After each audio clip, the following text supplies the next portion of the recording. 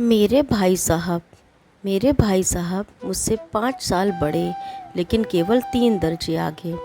उन्होंने भी उसी उम्र में पढ़ना शुरू किया था जब मैंने शुरू किया था, लेकिन तालीम जैसे महत्व के मामले में वह जल्दबाजी से काम लेना पसंद नहीं करते थे।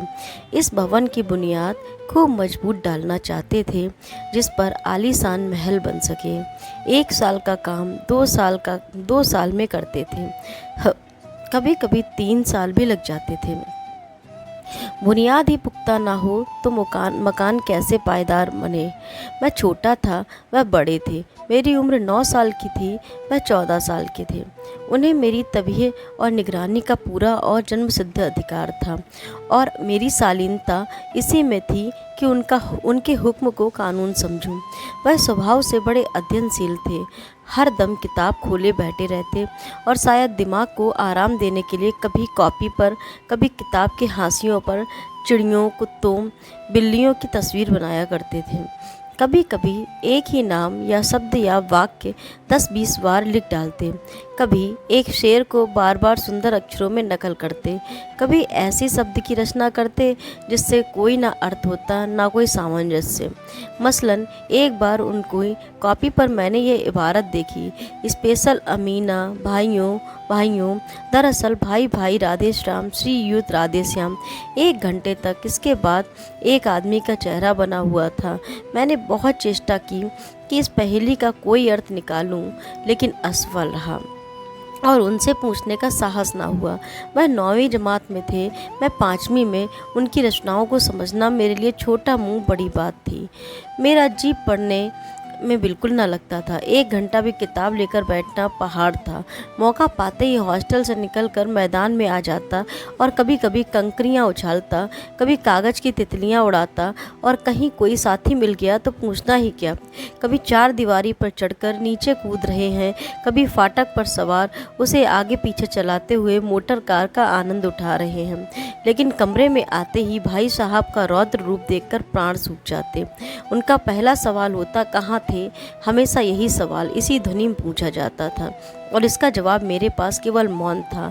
ना जाने मुंह से यह बात क्यों ना निकलती कि जरा बाहर खेल रहा था। मेरा मौन कह देता कि मुझे अपना अपराध स्वीकार है, और भाई साहब के लिए इसके सिवा कोई इलाज न था कि स्नेह और रौस से मिले हुए शब्दों से मेरा सत्कार करें। इस तरह अंग्रेजी पढ़ोगे तो ज़िंदगी भर पढ़ते रहोगे और एक हर्फ ना आएगा। अंग्रेजी पढ़ना कोई हंसी खेल नहीं है कि जी चाहे पढ़ ले। नहीं, ऐरा गैरा नत्थु गहरा का सभी अंग्रेजी के विद्वान हो जाते। यहाँ रात दिन आंखें फोड़नी पड़ती हैं और खून जलाना पड़ता है, तब कहीं ये विद्या आती है। और आती क्या है, हाँ कहने को आ जाती है। बड़े बड़े विद्वान भी शुद्ध अंग्रेजी नहीं लिख पाते हैं, बोलना तो दूर रहा। और मैं कहता, तुम कितने घूंगा हो कि मुझे देखकर भी सबक नहीं लेते। मैं कितनी मेहनत करता हूँ, तुम अपनी आँखों से देखते हो। अगर नहीं देखते हो तो ये तुम्हारी आँखों का कसूर है, तुम्हारी बुद्धि का कसूर है। इतने मेले तमाशे होते हैं, मुझे तुमने कभी देखने जाते देखा है? रोज़ ही क्रिकेट हॉकी मैच होते हैं, मैं पास नहीं भटकता, हमेशा पढ़ता रहता हूँ। उस पर भी एक एक दर्जे में 2-2 3-3 साल पढ़ा रहता हूँ। फिर तुम कैसे आशा करते हो कि तुम यूँ खेल कूद में वक्त गंवाकर पास हो जाओगे? मुझे तो 2 या 3 उम्र भर इसी दर्जे में पड़े सड़ते रहोगे। अगर तुम्हें इस तरह उम्र गंवानी है तो बेहतर है घर चले जाओ और मज़े से गिल्ली डंडा खेलो। दादा की गाड़ी कमाई के रुपए क्यों बर्बाद करते हो? मैं यह लताड़ सुनकर आंसू बहाने लगता। जवाब ही क्या था, अपराध तो मैंने किया है, लताड़ कौन सहे। भाई साहब उपदेश की कला में निपुण थे।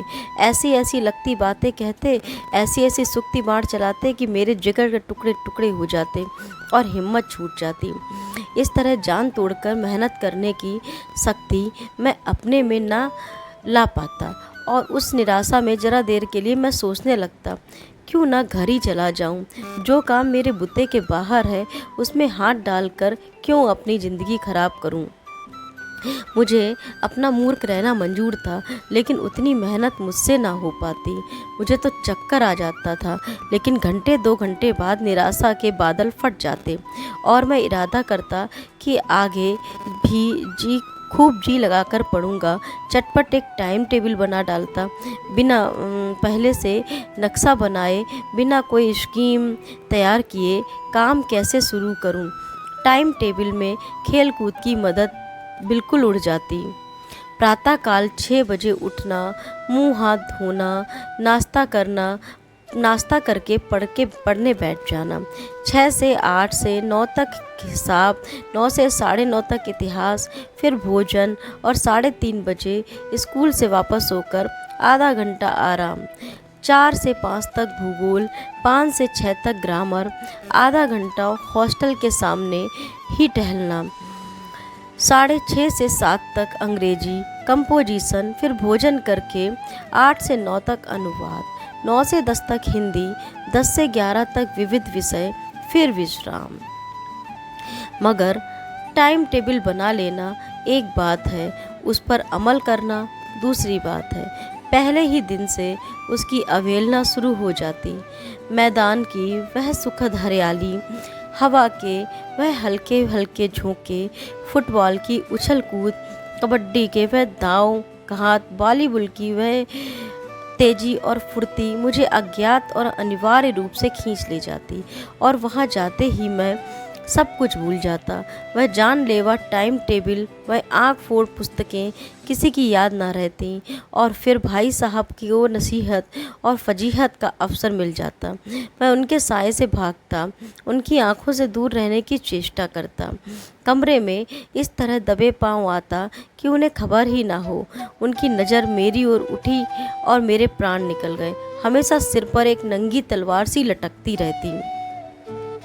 ऐसा मालूम होता फिर भी जैसे मौत और विपत्ति के बीच में भी आदमी मोह और माया के बंधन में जकड़ा रहता है। मैं फटकार और गुड़कियां खाकर भी खेल कूद का तिरस्कार ना कर सकता। 2 सालाना इम्तिहान हुआ। भाई साहब फेल हो गए, मैं पास हो गया और दर्जे में प्रथम आया। मेरे और उनके बीच केवल 2 साल का अंतर रह गया। जी में आया कि भाई साहब को आड़े हाथे ले लूं। आपका वह घोर तपस्या कहाँ गई? मुझे देखिए, मज़े से खेलता भी रहा और दर्जे में अव्वल भी हूँ। लेकिन वह इतने दुखी और उदास थे कि मुझे उनसे मिली दिली हमदर्दी हुई और उनके घाव पर नमक छिड़कने का विचार ही लज्जास्पद जान पड़ा। हाँ, अब मुझे अपने ऊपर कुछ अभिमान हुआ और आत्मसम्मान भी बढ़ा। भाई साहब का वह रौब मुझ पर ना रहा। आज़ादी से खेल कूद में शरीक होने लगा। दिल मजबूत था। अगर उन्होंने फिर मेरी फजीहत की तो साफ साफ कह दूंगा कि आपने अपना खून जलाकर कौन सा तीर मार लिया है। मैं तो खेलते कूदते दर्जे में अव्वल आ गया हूँ। जवान से हेकड़ी जताने का साहस न होने पर भी मेरे रंग ढंग से साफ जाहिर होता था कि भाई साहब का वह आतंक अब मुझ पर नहीं है। भाई साहब ने इसे भांप लिया। उनकी सहज बुद्धि बड़ी तीव्र थी, और एक दिन जब मैं भोर का सारा समय गिल्ली डंडा की भेंट करके ठीक भोजन के समय लौटा तो भाई साहब ने मानो तलवार खींच ली और मुझ पर टूट पड़े। देखता हूँ इस साल पास हो गए हो और दर्जे में अव्वल आ गए हो तो तुम्हें दिमाग हो गया है, मगर भाईजान घमंड तो बड़े बड़ों का नहीं रहा। तुम्हारी क्या हस्ती है। इतिहास में रावण का हाल तो पढ़ा ही होगा। उसके चरित्र से तुमने कौन से उपदेश लिए हैं? या यूं ही पड़ गए। महज इम्तिहान पास कर लेना कोई चीज़ नहीं है। असल चीज़ है बुद्धि का विकास। जो कुछ पढ़ो उसका अभिप्राय समझो। रावण भूमंडल का स्वामी था, ऐसे राजाओं का चक्रवर्ती कहते हैं। आजकल अंग्रेजों के राज्य का विस्तार बहुत बड़ा हुआ है, पर इन्हें चक्रवर्ती नहीं कह सकते। संसार में अनेकों राष्ट्र अंग्रेजों का आधिपत्य स्वीकार नहीं करते, बिल्कुल स्वाधीन है। रावण चक्रवर्ती राजा थे। संसार के सभी महप उसे कर देते थे। बड़े बड़े देवता उसकी गुलामी करते थे। आग पानी के देवता भी उसके दास थे। मगर उसका अंत क्या हुआ? घमंड ने उसका नाम निशान तक मिटा दिया था। कोई उसे एक चिल्लू पानी देने वाला भी ना बचा। आदमी और जो कुकर्म चाहे करे पर अभिमान ना करे, इतराए नहीं, अभिमान किया और दीन दुनिया से गया। शैतान का हाल भी पड़ा ही होगा। उसे यह अभिमान हुआ कि ईश्वर का उससे बढ़कर सच्चा भक्त कोई है ही नहीं। अंत में यह हुआ कि स्वर्ग से नरक में ढकेला दिया गया। शाहे रूम ने भी एक बार अहंकार किया, भीख मांगकर मर गया। तुमने तो अभी केवल एक दर्जा पास किया और अभी से तुम्हारा सिर फिर गया। तब तो तुम आगे बढ़ चुके। यह समझ लो कि तुम अपनी मेहनत से नहीं पास हुए, अंधे के हाथ बटेर लग गई। मगर बटेर केवल एक बार हाथ लग सकती है, बार बार नहीं। कभी कभी गिल्ली डंडा में भी आधा चोट निशान पड़ जाता है, उससे कोई सफल खिलाड़ी नहीं हो जाता। सफल खिलाड़ी वह है जिसका कोई निशान खाली न जाए। मेरे फेल होने पर न जाओ, मेरे दर्जे में जाओगे तो दांतों पसीना आ जाएगा। अब जब अलजेब्रा और ज्योमेट्री के लोहे के चने चबाने पड़ेंगे और इंग्लिस्तान का इतिहास पढ़ना पड़ेगा। बादशाहों के नाम याद रखना आसान नहीं है। 8 हेनरी हो चुके हैं। कौन सा कांड किस हेनरी के समय हुआ, क्या यह याद कर लेना आसान समझते हो? हेनरी 7वें की जगह हेनरी 8वां लिखा और सब नंबर गायब। सफाचट, सिफर भी ना मिलेगा, सिफर भी। हाँ, किस ख्याल में हो? दर्जनों तो जेम्स हुए, दर्जनों ने विलियम्स, कोड़ियों, चार्ल्स। दिमाग चक्कर खाने लगता है, आंधी रोग हो जाता है। इन अभागों का नाम भी न जुड़ते थे। एक ही नाम के पीछे दयोम, सोयोम, चारूम, पंजुम लगाते चले गए। मुझसे पूछते तो 10 लाख नाम बता देता। और ज्योमेट्री तो बस खुदा की पनाह। आ बा जा की जगह आ जा बा लिख दिया तो सारे नंबर कट गए। कोई इन निर्दयी मुमताहिनों से नहीं पूछता कि आखिर आ बा जा और आ जा बा में क्या फ़र्क है, और व्यर्थ की बात के लिए क्यों छात्रों का खून करते हो। दाल भात रोटी खाई या भात दाल रोटी खाई, इसमें क्या रखा है? मगर इन परीक्षकों को क्या परवाह। वह तो वह देखते हैं कि जो पुस्तक में लिखा है, चाहते हैं उसे लड़के अक्षर अक्षर रट लें, और इसी रटंत का नाम है शिक्षा। रख छोड़ा, और आखिर इनके सिर पैर की बातों के पढ़ने से क्या फ़ायदा। इस रेखा पर वह लंब गिरा दो तो आधार लंब से दुगना होगा। पूछिए इससे प्रयोजन, दुगना नहीं चौगुना हो जाएगा। यह आधा ही रहे मेरी बला से, लेकिन परीक्षा में पास होना है तो यह सब खुरापात याद करनी पड़ेगी। कह दिया समय की पाबंदी पर एक निबंध लिख दो, 2-4 पन्नों से कम ना हो। अब कॉपी सामने खोलें, कलम हाथ में लिए उसके नाम को रोइए। कोई नहीं जानता कि समय की पाबंदी बहुत अच्छी बात है। इससे आदमी के जीवन में संयम आ जाता है, दूसरों का उस पर स्नेह होने लगता है और उसके कारोबार में उन्नति होती है। लेकिन इन जरा सी बात पर 4 पन्ने कैसे लिखूं? जो बात एक वाक्य में कही जा सके उसे 4 पन्ने में लिखने की ज़रूरत ही क्या है? मैं तो इस हिमाकत का कहता हूँ, यह तो समय की किफ़ायत नहीं बल्कि उसका दुरुपयोग है। व्यर्थ में किसी बात को ठूंस दिया। हम चाहते हैं आदमी को जो कुछ कहना हो चटपट कह दे और अपनी राह ले, मगर नहीं, आपको 4 पन्ने रगड़ने पड़ेंगे, चाहे जैसे लिख पाए, और पन्ने भी पूरे फुल स्केप आकार के। यह छात्रों पर अत्याचार नहीं है तो और क्या है? संक्षेप में लिखो, समय की पाबंदी पर संक्षेप में एक निबंध लिखो जो 4 पन्नों से कम ना हो। संक्षेप में शायद 100-200 पन्ने लिखवाते। तेज भी दौड़िए और धीरे धीरे भी। उल्टी बात है या नहीं? बालक भी इतनी सी बात समझ सकता है, लेकिन इन अध्यापकों को इतनी तमीज़ भी नहीं है, और उस पर दावा करते हैं कि हम अध्यापक हैं। मेरे दर्जे में आओगे तो ये सारे पापड़ बेलने पड़ेंगे और तब आटे दाल का भाव मालूम होगा। इस दर्जे में अव्वल आ गए हो तो ज़मीन पर पाँव नहीं रखते। इसलिए मेरा कहना मानिए, लाख फेल हो गया हूँ लेकिन तुमसे बड़ा हूँ। संसार का मुझे तुमसे कहीं ज़्यादा अनुभव है। जो कुछ कहता हूँ उसे गिरह बांधिए, नहीं पछताइएगा। स्कूल का समय निकट था, नहीं ईश्वर जाने यह उपदेश माला कब समाप्त होती। भोजन आज मुझे निस्वार्थ सा लग रहा था। जब पास होने पर यह तिरस्कार हो रहा है तो फेल हो जाने शायद प्राण ही ले लिए जाएं। भाई साहब ने अपने दर्जे की पढ़ाई का जो भयंकर चित्र खींचा था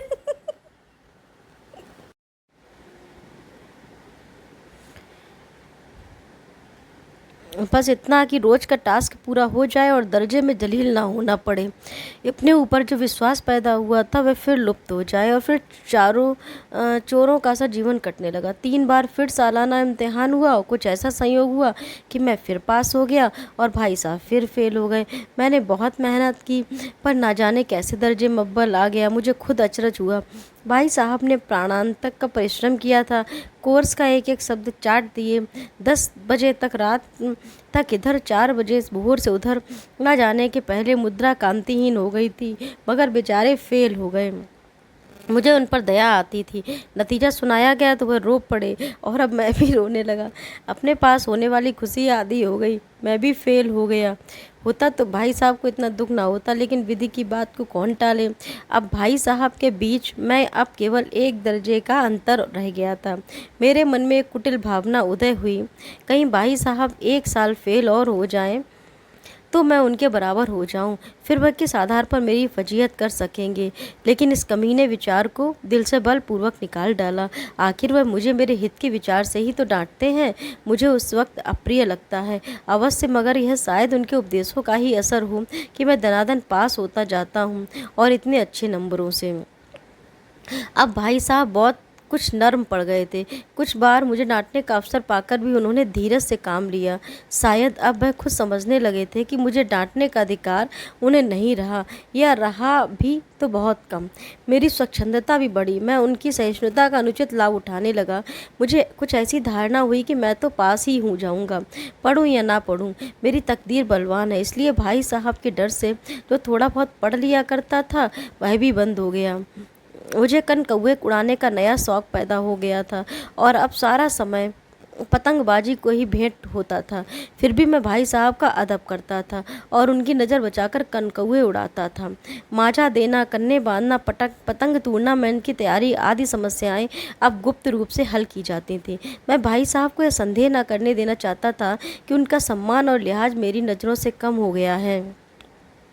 एक दिन संध्या का समय, हॉस्टल से दूर एक कनकौआ लूटने बेतहाशा दौड़ा जा रहा था। आंखें आसमान की ओर थीं और मन उसी आकाशगामी पथिक की ओर था जो मंद गति से झूमता पतन की ओर चला जा रहा था। मानो कोई आत्मा स्वर्ग से निकलकर विरक्त मन से नए संस्कार ग्रह करने जा रही हो। बालकों का एक पूरी सेना लग गए और झाड़दार बांस के लिए उनका स्वागत करने की दौड़ी आ रही थी। किसी को अपने आगे पीछे खबर न थी। सभी मानो उस पतंग के साथ ही आकाश में उड़ रहे थे जहाँ सब कुछ समतल है, न मोटर कार, न ट्राम, न गाड़ियाँ। सहसा भाई साहब से मेरी मुठभेड़ हो गई, जो शायद बाजार से लौट रहे थे। उन्होंने वहीं मेरा हाथ पकड़ लिया और उग्र भाव से बोले, इन बाजारी लौंडों के साथ ढेले के कनकौए के लिए तुम दौड़ते, तुम्हें शर्म नहीं आती? तुम्हें इसका भी कुछ लिहाज नहीं कि अब नीचे जमात में नहीं हो बल्कि 8वीं जमात में आ गए हो और मुझे केवल 1 दर्जा नीचे हो। आखिर आदमी को कुछ तो अपनी पोजीशन का ख्याल करना चाहिए। एक ज़माना था कि लोग 8वीं दर्जा पास करके नायाब तहसीलदार हो जाते थे।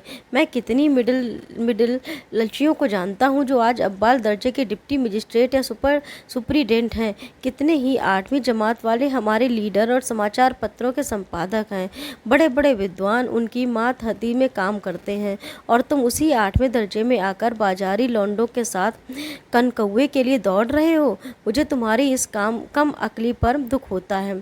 तुम जहीन हो, इसमें कोई शक नहीं है, लेकिन वह जेहन किस काम का जो हमारे आत्मगौरव की हत्या कर डाले। तुम अपने दिल में समझते होगे मैं भाई साहब से महज 1 दर्जा नीचे हूँ। अब उन्हें मुझको कुछ कहने का हक ही नहीं है, लेकिन यह तुम्हारी गलती है। मैं तुमसे 5 साल बड़ा हूँ और आज तुम मेरी ही जमात में आ जाओ। परीक्षकों का यही हाल है तो तुम निस्संदेह अगले साल तुम मेरे समकक्ष हो जाओगे, और शायद 1 साल बाद तुम मुझसे आगे निकल जाओगे। लेकिन मुझसे और तुम में जो 5 साल का अंतर है उसे तुम क्या खुदा भी नहीं मिटा सकता। मैं तुमसे 5 साल बड़ा हूँ और हमेशा रहूँगा। मुझे दुनिया का और ज़िंदगी का तजुर्बा है, तुम उसकी बराबरी नहीं कर सकोगे, चाहे तुम MA, DL, DFL या DLIT ही क्यों ना हो जाओ। समझे? किताब पढ़ने से नहीं आती, दुनिया देखने से आती है।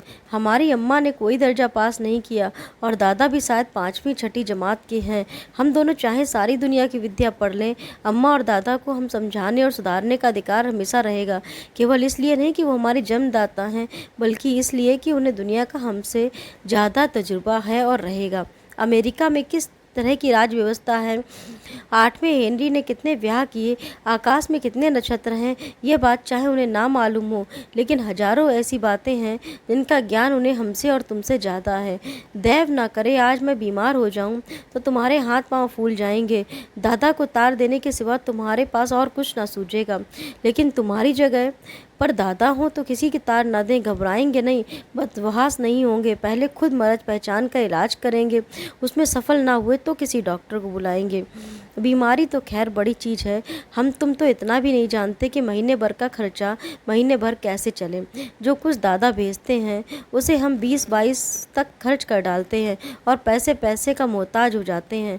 नाश्ता बंद हो जाता है, धोबी और नाई से मुंह चुराने लगते हैं, लेकिन जितना आज हम और तुम खर्च कर रहे हैं उसके आधे में दादा ने अपनी उम्र का बड़ा भाग इज्जत और नेक नामी के साथ निभाया है और एक कुटुंब का पालन किया है जिसमें सब मिलाकर 9 आदमी थे। अपने हेड मास्टर साहब ही को देखो, एमए हैं कि नहीं, और यहाँ के एमए नहीं ऑक्सफोर्ड के हैं। 1000 रुपये पाते हैं, लेकिन उनके घर इंतजाम कौन करता है? उनकी बूढ़ी माँ। हेड मास्टर साहब की डिग्री यहाँ आकर बेकार हो गई। पहले खुद घर का इंतजाम करते थे, घर पूरा ना पड़ता था तब कर्जदार रहते थे। जब से उनकी माताजी ने प्रबंध अपने हाथों में ले लिया, जैसे घर में लक्ष्मी आ गई है, तो भाईजान यह गुरूर जो है वो दिल से निकाल डालो कि तुम मेरे समीप आ गए हो और अब स्वतंत्र हो। मेरे देखते तुम बेराह ना चलने पाओगे। अगर तुम ये ना मानोगे तो मैं थप्पड़ दिखाकर इसका प्रयोग भी कर सकता हूँ। मैं जानता हूँ तुम्हें मेरी बातें जहर लग रही हैं, लेकिन मैं उनकी इस नई युक्ति से नतमस्तक हो गया। मुझे आज सचमुच अपनी लघुता का अनुभव हुआ और भाई साहब के प्रति मेरे मन में श्रद्धा उत्पन्न हो गई। मैंने सजल आंखों से कहा, हरगिज़ नहीं, आप जो कुछ फरमा रहे हैं वह बिल्कुल सच है और आपको कहने का अधिकार है। भाई साहब ने मुझे गले लगा लिया और बोले, मैं कनकौए उड़ाने को मना नहीं करता हूँ, मेरा भी जी ललचाता है, लेकिन क्या करूँ? खुद बेराह चलूँ तो तुम्हारी रक्षा कैसे करूँ? यह कर्तव्य भी तो मेरे सिर पर है, यह भी तो मुझे देखना है। संयोग से उसी वक्त एक कटा हुआ कनकौआ हमारे ऊपर से गुजरा। उसकी डोर लटक रही थी, लड़कों का एक गोल गोल पीछे दौड़ता चला आ रहा था। भाई साहब लंबे हैं ही, उछलकर उसकी डोर पकड़ ली और बेतहासा हॉस्टल की तरफ दौड़े। मैं पीछे पीछे दौड़ रहा था। थैंक यू, मेरी कहानी सुनने के लिए धन्यवाद। प्लीज़ मेरे चैनल को लाइक करें, कमेंट्स करें, सब्सक्राइब करें।